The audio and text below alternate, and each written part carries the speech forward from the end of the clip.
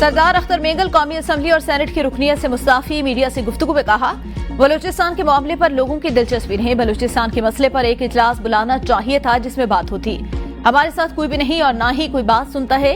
पाकिस्तान में सियासत से बेहतर है पकौड़े की दुकान लगा लूं। मैं अपने लोगों के लिए कुछ नहीं कर सका। हमारे आबा अजदाद ने हमें इज्जत से बात करना सिखाया। हमें किसी पर यकीन नहीं रहा। 75 साल से हमें हक हुक्मरानी नहीं दिया गया। मेरे रियासत सदर वज़ीर आज़म पर अदम एतमाद का इजहार करता हूँ। अख्तर मेंगल बलूचिस्तान के हल्के NA 256 से रुकन असम्बली मुंतखब हुए थे।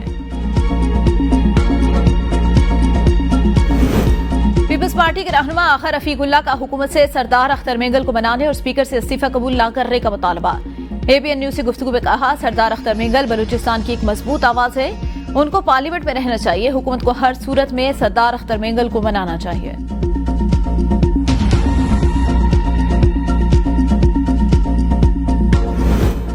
मुआफी सिर्फ अल्लाह से मांगते हैं। 9 मई की फुटेजेस लाएं, दूध का दूध पानी का पानी हो जाएगा। कौमी असम्बली में अपोजिशन लीडर उमर अयूब की लाहौर में मीडिया से गुफ्तगू।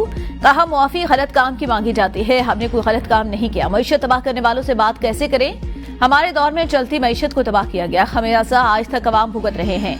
मिन्नतें हमने नहीं, ख्वाजा आसिफ ने की। वो रोते भी थे। नवाज शरीफ की प्ले लिस्ट्स गिरती तो झूठी रिपोर्ट्स बनाते और गलत रिपोर्ट्स काबीना को पेश करते।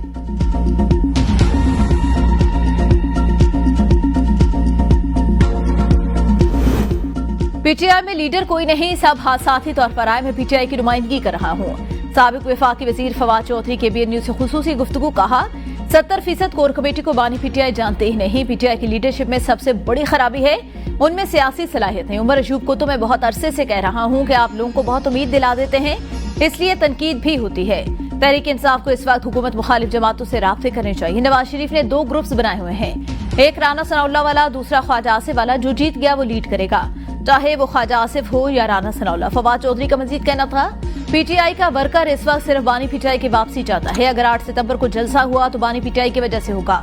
इस वक्त अपोजिशन का माहौल बनाना है जो PTI की लीडरशिप नहीं बना रही।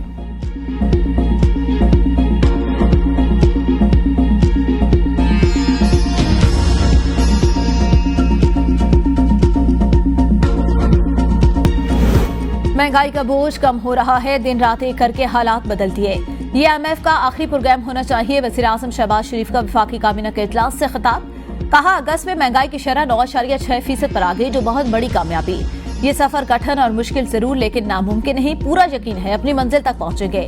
अपने आदाब पर फोकस रहना होगा। अमली बसीरत पर हमारी कमिटमेंट बातों, पेपर और समरी से ज्यादा होनी चाहिए। रोजगार के मौके पैदा करना हमारी अवलीन तरजीह। हमें स्मगलिंग का भी खात्मा करना है।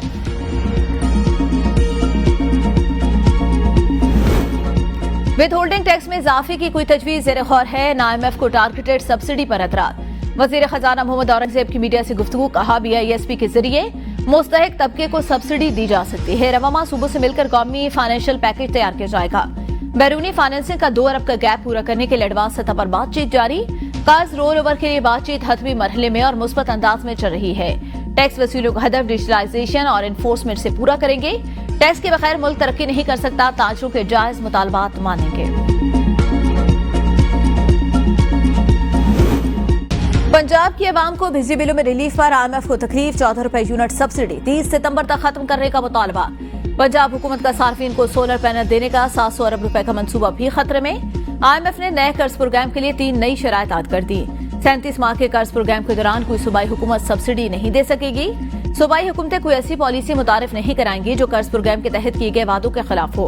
सूबाई हुकूमतों ने IMF के साथ सितंबर के आखिर तक कौमी मालियाती मुआहदे पर दस्तखत का वादा किया था। नई शर्त की वजह से सूबाई हुकूमतें अब यकतरफा इकदाम नहीं कर सकती। सूबे किसी भी ऐसे इकदाम से पहले वजारत खजाना से मुशावरत करेंगे।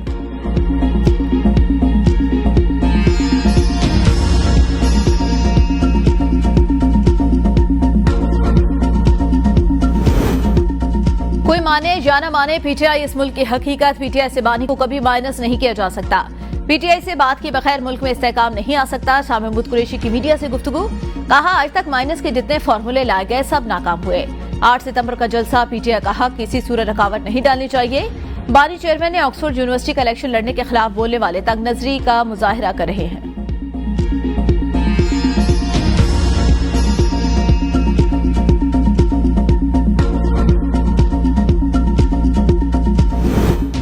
जजेस की तादाद बढ़ाने का बिल कौमी असेंबली में पेश न हो सका। स्पीकर ने जजेस की तादाद बढ़ाने का बिल मौखर कर दिया।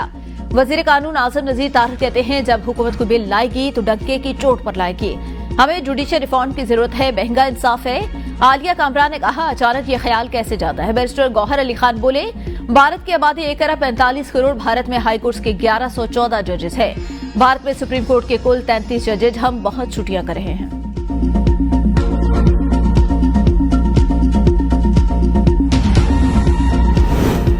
दीवानी मुलाजमीन तरमीम बिल कौमी असेंबली में पेश। नूर आलम खान ने कहा, दोहरी शरीयत वाले अफसरान हमारे टैक्स से मराद लेते हैं, फिर ये दूसरे मुल्क का हल्फ ले लेते हैं। इनको इस ओहदे पर नहीं बैठना चाहिए। वजीर कानून आजम नजीर तारड़ बोले, फौज, पार्लियामेंट और कुछ इदारों में दोहरी शरीयत नहीं। आखिर रफीउल्लाह बोले, ये बिल ऐवान से पास कराया गया था, फिर साजिश के तहत आगे नहीं जाने दिया गया। ये बिल बहुत जरूरी। स्पीकर ने बिल मुतल्लिका कामी कमेटी के सपोर्ट कर दिया। चंगेज अहमद खान का दस्तूर तरमीमी बिल भी मुतल्लिका कामी कमेटी के सपोर्ट।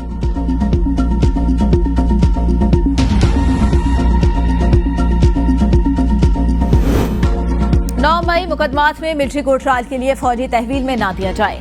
बानी पीटीआई ने इस्लामाबाद हाई कोर्ट में दरख्वास्त दायर कर दी। दरख्वास्त में सेक्रेटरी कानून, सेक्रेटरी दाखिला और विफाक को फरीक बनाया गया। आज Islamabad IG Punjab, DG FIA भी दरख्वास्त में फरीक।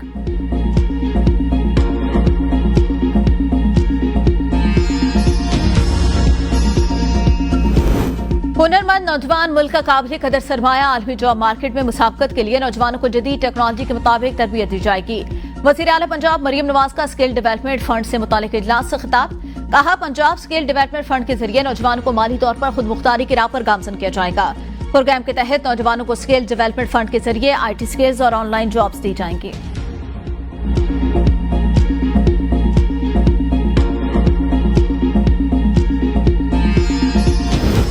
ताजिर दो स्कीम पर अमल दरामद के लिए एफबीआर ने ताजिर तंजीमों को एक बार फिर बुला लिया। गुज़िश्ता रोज के मुज़ाकरात में एफबीआर ने ताजिरों से वैल्यूएशन टेबल पर तजावीज़ मांगी। आज उन तजावीज़ का जायजा लिया जाएगा। ताजिर तंजीमों ने गुज़िश्ता रोज के मुज़ाकरात में वैल्यूएशन टेबल को खत्म करने की तजवीज़ दी। चेयरमैन एफबीआर का वैल्यूएशन टेबल खत्म करने से इनकार। सराय के मुताबिक एफबीआर हुकाम वैल्यूएशन टेबल में तरमीम के लिए राजी हैं। मॉनसून का ताकतवर स्पेल। मुल्क के मुख्तलिफ शहरों में मूसलाधार बारिश। नशेबी इलाके ज़ेर-ए-आब। लाहौर में निश्तर टाउन में सबसे ज्यादा 201 मिलीमीटर बारिश रिकॉर्ड। गुलशन रावी में 91, गुलबर्ग में 86, लक्ष्मी टॉक में 82 मिलीमीटर बारिश हुई। तूफानी बारिशों ने जल्द हले कर दिया। सड़कें और गलियां नदी नालों का मंजर पेश करने लगी। फैसलाबाद, शेखुपुरा, सियालकोट, सरगोदा समेत पंजाब के मुख्तलिफ इलाकों में बारिश। कई इलाकों में बिजली की फराहमी मुअत्तल। गलियात, मालाकंड और मीरपुर आजाद कश्मीर में भी बादल बरस पड़े। चांगला गली, नथिया गली, अजूबिया समेत मलका कोसार में गरज चमक के साथ मूसलाधार बारिश ने रंग जमा दिया। सिंध के मुख्तलिफ शहरों में आज और कल बारिश का इम्कान। खैबर पख्तूनख्वा में आंदा 2 रोज में मजीद बारिशों की पेशगोई।